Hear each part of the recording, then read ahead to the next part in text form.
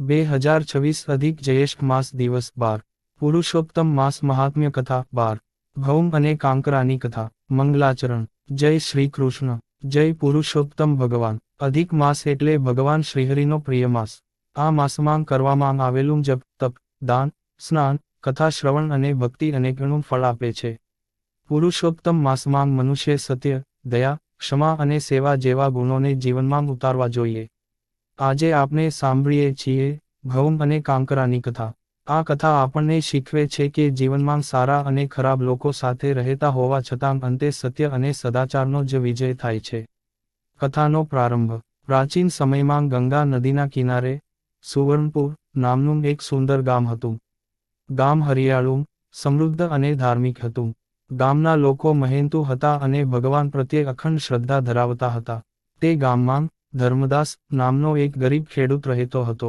ધર્મદાસ ખૂબ જ ઈમાનદાર ભોળો અને ભક્તિમાન માણસ હતો તે દરરોજ વહેલી સવારે ઉઠીને ભગવાન શ્રીકૃષ્ણનું સ્મરણ કરતો ગાયોને ચારો નાખતો અને પછી પોતાના ખેતરમાં કામ કરવા જતો ધર્મદાસની પત્ની ગૌરી પણ ખૂબ જ ધાર્મિક સ્ત્રી હતી ઘરમાં ગરીબી હોવા છતાં બંને પતિ પત્ની ક્યારેય ભગવાનને દોષ ન આપતા તેઓ માનતા કે જે કંઈ મળે તે ભગવાનની કૃપા છે તેમને એક દીકરો હતો માધવ નાનો હતો પરંતુ ખૂબ સમજદાર અને ભક્તિમય હતો ગામમાં દુષ્કાળ એક વર્ષે ગામમાં ભારે દુષ્કાળ પડ્યો વરસાદ ખૂબ ઓછો થયો ખેતરો સુકાઈ ગયા કૂવાઓમાં પાણી ઓછું થયું લોકો અનાજ માટે તરસવા લાગ્યા ઘણા ખેડૂતો નિરાશ થઈ ગયા કેટલાકે ભગવાનને દોષ આપ્યો તો કેટલાકે ગામ છોડવાનું નક્કી કર્યું પરંતુ ધર્મદાસે ભગવાન પરનો વિશ્વાસ છોડ્યો નહીં તે રોજ કહેતો હે પુરુષોત્તમ ભગવાન તમે જે કરો તે સારું જ કરો હું તમારી ભક્તિ ક્યારેય છોડતો નહીં ગૌરી પણ પતિને હિંમત આપતી ઘઉંનો છેલ્લો કોથળો ઘરમાં હવે માત્ર એક કોથળો ઘઉં બચ્યો હતો ગૌરીએ કહ્યું આ ઘઉંથી થોડા દિવસ ચાલશે પછી શું કરવું ધર્મદાસ બોલ્યો ભગવાને આજ સુધી ભૂખ્યા નથી રાખ્યા આગળ પણ મદદ કરશે એ દિવસે ગામમાં એક વૃદ્ધ સાધુ આવ્યા તેઓ ખૂબ થાકેલા અને ભૂખ્યા હતા સાધુએ ઘરની બહારથી અવાજ આપ્યો ભિક્ષાંગ દેહી ગૌરીએ ઘરમાં જોયું થોડું જ ઘઉં બચ્યું હતું છતાં તેણે સાધુને ખાલી હાથ મોકલ્યા નહીં તેણે એક વાટકી ઘઉં સાધુને આપી દીધું સાધુ પ્રસન્ન થયા તેઓ બોલ્યા માતા તું ગરીબ હોવા છતાં દાન કરે છે પુરુષોત્તમ ભગવાન તારા ઘરને ક્યારેય ખાલી નહીં રાખે અજાણી પરીક્ષા બીજે દિવસે ધર્મદાસ ઘઉં સાફ કરવા બેઠો ઘઉંમાં ઘણા કાંકરા ભળેલા હતા માધવે પૂછ્યું પિતાજી આ કાંકરા કેમ આવ્યા ધર્મદાસ બોલ્યો બેટા જીવન પણ આવું જ છે ઘઉં અને કાંકરા સાથે હોય છે સારા લોકો વચ્ચે ખરાબ લોકો પણ હોય છે માધવ ધ્યાનથી સાંભળતો રહ્યો ત્યારે ગામનો એક લોભી વેપારી લાલચંદ ત્યાં આવ્યો લાલચંદ બહુ કપટી માણસ હતો તે ગરીબ લોકોને છેતરીને ધન કમાતો હતો તેણે ધર્મદાસને કહ્યું તારા ઘઉંમાં ઘણા કાંકરા છે હું તને ઓછા ભાવે ખરીદી લઈશ ધર્મદાસે જવાબ આપ્યો હું છેતરપિંડી કરીને કોઈને વેચતો નથી લાલચંદ હસ્યો અને ચાલ્યો ગયો પુરુષોત્તમ માસનો પ્રારંભ થોડા દિવસોમાં અધિક જ્યેષ્ઠ માસ શરૂ થયો ગામના મંદિરમાં કથા ભજન અને પૂજા થવા લાગી ધર્મદાસ રોજ પરિવાર સાથે કથા સાંભળવા જતો કથાકાર મહારાજ કહેતા પુરુષોત્તમ માસમાં મનુષ્ય પોતાના મનના કાંકરા દૂર કરવા જોઈએ લોભ ક્રોધ અહંકાર અને ઈર્ષ્યા આ બધા કાંકરા છે આ વાત સાંભળીને ધર્મદાસ ખૂબ પ્રસન્ન થયો લાલચંદની ચાલાકી લાલચંદ વેપારીએ ગામના લોકોને ખોટું ઘઉં વેચવાનું શરૂ કર્યું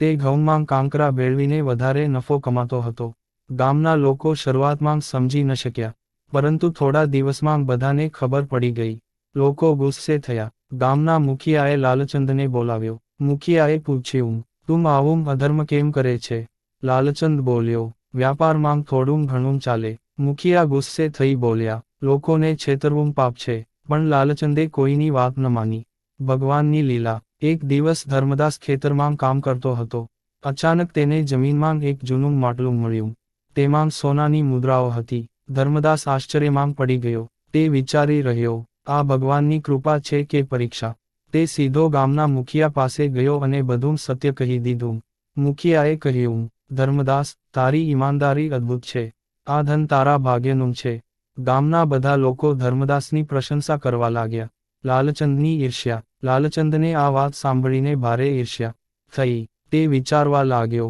હું એટલો ધનિક છું છતાં લોકો મને સન્માન નથી આપતા, અને આ ગરીબ ધર્મદાસ બધાનો પ્રિય બની ગયો. ઈર્ષ્યામાં તેણે ધર્મદાસને નુકસાન પહોંચાડવાનું નક્કી કર્યું. ખોટો આરોપ. એક રાત્રે લાલચંદે પોતાના ઘરમાંથી થોડું ધન છુપાવી દીધું અને ગામમાં અફવા ફેલાવી કે ધર્મદાસે ચોરી કરી છે. ગામના કેટલાક લોકો ગૂંચવાઈ ગયા. મુખિયાએ ધર્મદાસને બોલાવ્યો. ધર્મદાસે શાંતિથી કહ્યું, મેં જીવનમાં ક્યારેય ચોરી નથી કરી. માધવ રડવા લાગ્યો. ગૌરીએ ભગવાનને પ્રાર્થના કરી, હે પુરુષોત્તમ પ્રભુ, સત્યની રક્ષા કરજો, સત્યનો વિજય. તે જ રાત્રે લાલચંદને ભયંકર સ્વપ્ન આવ્યું. સ્વપ્નમાં ભગવાન શ્રીકૃષ્ણ દેખાયા અને બોલ્યા, અધર્મનો માર્ગ છોડ, સત્યને દબાવી શકાતું નથી. લાલચંદ ભયથી કાંપવા લાગ્યો. સવારે તે સીધો ગામના મંદિરે ગયો. તેણે બધાની સામે પોતાની ભૂલ સ્વીકારી લીધી. ધર્મદાસ નિર્દોષ છે. મેં ઈર્ષ્યામાં આવીને ખોટો આરોપ મૂક્યો. ગામના લોકો આશ્ચર્યમાં પડી ગયા. ધર્મદાસે લાલચંદને માફ કરી દીધો. ઘઉં અને કાંકરાનો ઉપદેશ. તે દિવસે કથાકાર મહારાજે સુંદર ઉપદેશ આપ્યો. જેમ ઘઉંમાંથી કાંકરા અલગ કરવામાં આવે છે, તેમ જીવનમાંથી દુર્ગુણો દૂર કરવા જોઈએ. ઘઉં એટલે સદ્ગુણ, દયા, ભક્તિ, સત્ય, સેવા અને ક્ષમા. કાંકરા એટલે લોભ, ક્રોધ, કપટ, અહંકાર અને ઈર્ષ્યા. પુરુષોત્તમ માસ એ મન શુદ્ધ કરવાનો પવિત્ર સમય છે. ગામના બધા લોકો ભાવવિભોર થઈ ગયા. લાલચંદનો પરિવર્તન. લાલચંદ હવે બદલાઈ ગયો. તે ગરીબોને અનાજ દાન કરવા લાગ્યો. મંદિરમાં સેવા કરવા લાગ્યો. ખોટું બોલવાનું છોડી દીધું. એક દિવસ તે ધર્મદાસ પાસે આવ્યો અને બોલ્યો, મને સાચો માર્ગ બતાવવા બદલ તમારો આભાર. ધર્મદાસ હસીને બોલ્યો, આ બધું પુરુષોત્તમ ભગવાનની કૃપા છે. ગામમાં સુખ અને સમૃદ્ધિ. થોડા દિવસોમાં સારો વરસાદ પડ્યો. ખેતરો લીલાછમ થઈ ગયા. ગામમાં ફરી આનંદ છવાઈ ગયો. લોકો કહેવા લાગ્યા, પુરુષોત્તમ માસની ભક્તિએ ગામનું કલ્યાણ કર્યું.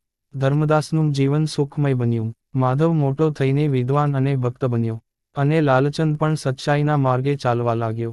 કથાનો સાર. આ કથા આપણને શીખવે છે કે જીવનમાં સારા અને ખરાબ બંને પ્રકારના લોકો મળે છે. સત્યનો માર્ગ ક્યારેય છોડવો નહીં. લોભ અને કપટ અંતે દુઃખ આપે છે.